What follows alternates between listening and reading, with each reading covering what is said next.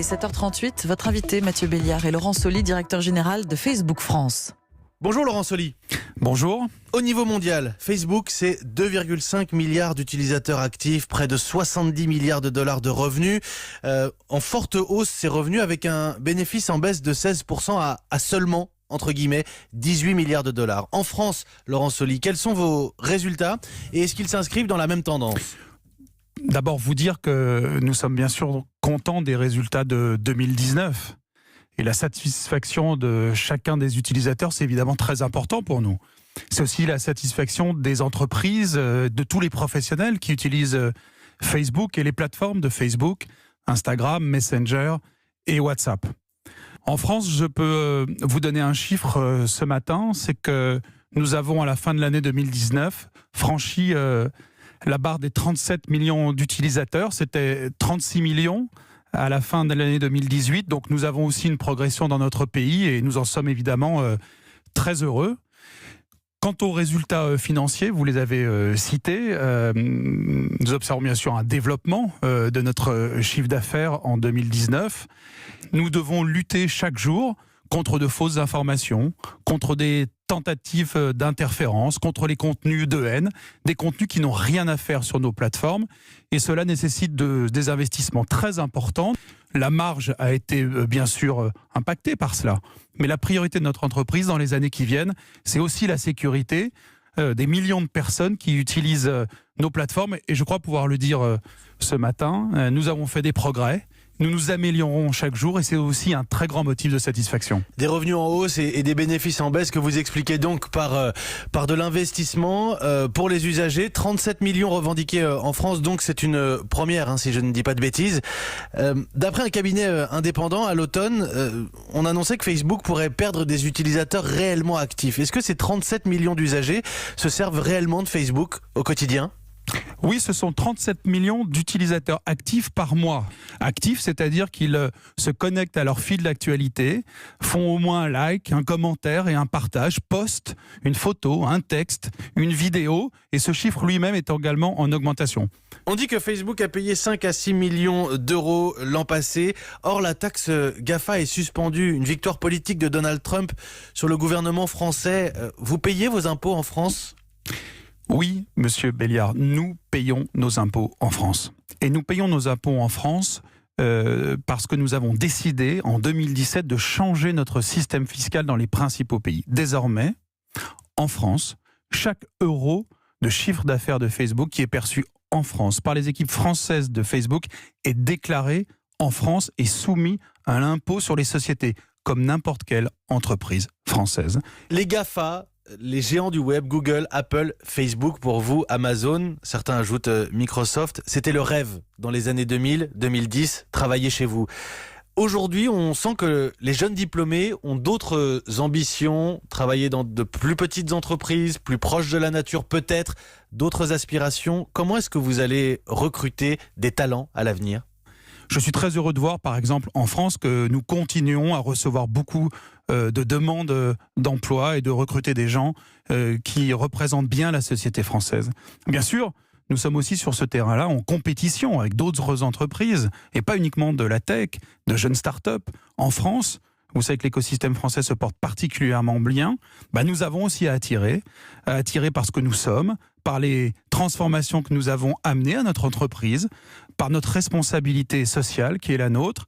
Et je crois pouvoir dire que Facebook reste encore une marque attractive, je m'en réjouis, pour tous les jeunes diplômés et autres qui veulent venir travailler chez nous. La collecte et l'utilisation des données utilisateurs, c'est votre activité, mais c'est aussi ce qui vous est reproché parfois. Est-ce que vous comprenez que certains se méfient de Facebook ? La protection de votre donnée, de vos données, c'est notre priorité. Et nous avons développé, amélioré, modernisé nos outils pour que vous puissiez avoir le contrôle de vos données. Le laboratoire du CERN, je prends un exemple, à la frontière franco-suisse, dites arrêtez de se servir de votre marketplace, de votre place de marché virtuelle, précisément parce qu'il vous accuse d'aspirer les données. C'est anodin ? Non, d'abord ce n'est pas notre marketplace. C'est un produit, une plateforme qui s'appelle Workplace, qui est destinée aux entreprises en interne. Je peux vous assurer que cette plateforme garantit la totale maîtrise des données par les entreprises. Parce que c'est une priorité pour nous. Mais pour les utilisateurs comme pour les entreprises, chaque Français, chaque Française peut, et je leur demande ce matin, doit maîtriser, contrôler et paramétrer ses confidentialités. Avec qui vous voulez parler? J'espère que vous utilisez Facebook. L'avez-vous fait? Ce que vous dites aussi, Laurent Soli, finalement, c'est qu'aujourd'hui, on peut commencer à responsabiliser l'utilisateur des réseaux sociaux. On doit faire deux choses. Nous, en tant qu'entreprise, qui a une grande responsabilité, c'est vous donner les meilleurs outils et assurer la protection de vos données. Et nous devons également vous informer en transparence, communiquer. Une question d'actualité. Le coronavirus, beaucoup de réseaux sociaux se sont engagés à chasser de fausses informations, de faux conseils, des rumeurs que l'on pourrait trouver circuler en ligne. Est-ce que Facebook a pris des engagements ? D'abord, nous relayons les messages de prévention et de pédagogie. La deuxième chose, c'est que nous faisons la chasse de façon extrêmement réactive et le plus efficace possible contre les contenus qui peuvent mettre en danger la vie de nos utilisateurs. Je vous donne un exemple. Il y a eu des posts, des contenus qui disaient « Si vous buvez de l'eau de Javel, vous serez protégé ou guéri ». Ces contenus-là sont supprimés définitivement de la plateforme. Et puis bien sûr, nous avons notre dispositif permanent de lutte contre les fausses informations. Le premier objet, par exemple, de lutte contre les fausses informations, le plus efficace, c'est la lutte contre les faux comptes.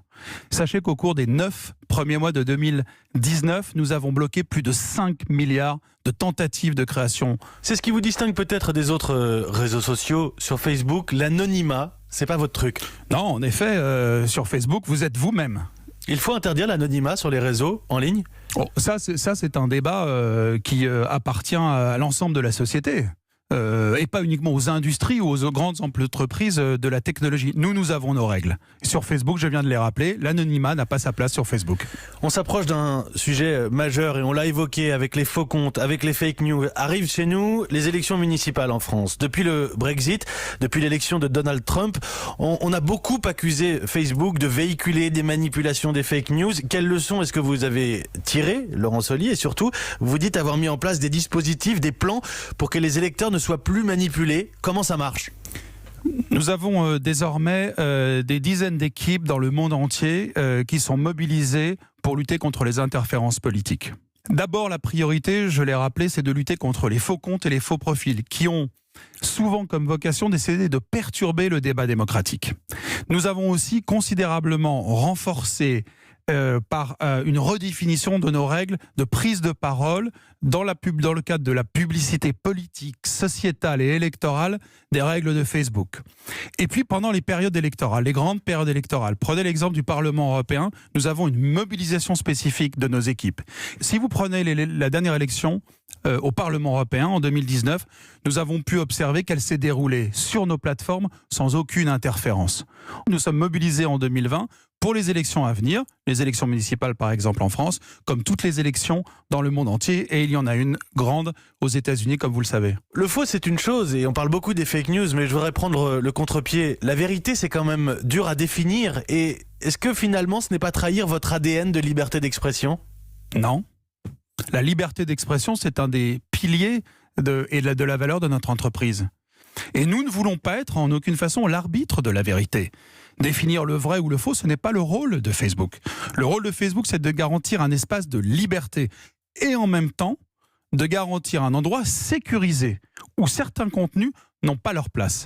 Laurent Soli, merci beaucoup. Merci à vous. Directeur général de Facebook France pour un entretien exceptionnel ce matin sur Europe 1. Je note cette information, 37 millions d'utilisateurs de Facebook dans notre pays. Merci d'être venu parler de votre réseau social et finalement de tous ces débats qui nous animent à l'approche des municipales. Laurent Soli, à bientôt. Merci beaucoup.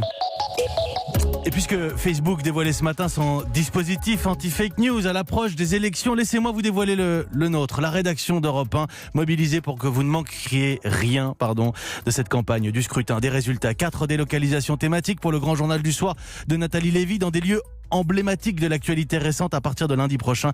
Sécurité, laïcité, territoire de la France périphérique, ruralité et bien sûr, environnement. À partir de jeudi, une série de sondages Europe 1 BVA Orange, les enjeux des municipales et des villes clés du scrutin. Et puis enfin, bien sûr, 2 soirées spéciales, premier et deuxième tour, et sur europe1.fr des résultats dès 20h, actualisés en temps réel pour les 36 000 communes du pays. 7h48.